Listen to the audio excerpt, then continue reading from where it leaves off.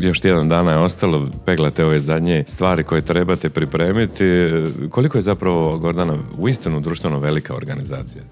Ovaj sajam okuplja preko 160 gospodarstvenika na više od 5200 metara kvadratnih.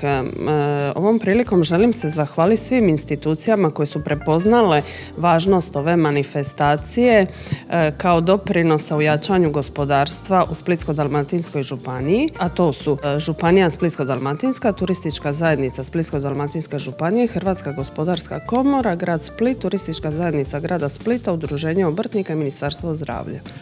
Vidjeli smo i program, poprilično je sadržajan, tu su edukativne radionice, degustacije, humanitarne modne revije, podosta iznenađenja za posjetitelje.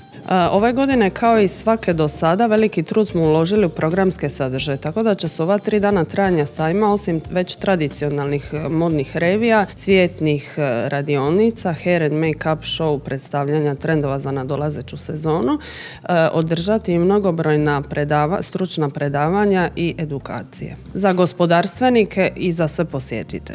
Imate određene goste koji će vam pristupiti, je li posebno u humanitarnim revijama? Humanitarna modna revija će se održati 28. siječnja u subotu s početkom 18 sati. Modnu reviju će osim poznatih hrvatskih manekenki nositi i poznate osobe iz javnog života. Neposredno pred početak revije svi uzvanici posjetitelji moći će degustirati torte uz dobrovoljne priloge za djecu Doma Maestral. Pozivamo sve, ne samo mladence, one koji jesu ili buduće, da posjete Splitsku Spaladium arenu u posljednjem vikendu siječnja mjeseca. Tako je, pozivamo svih, vidimo se idući vikend u Spaladium areni. Hvala ti lijepo. Hvala vama.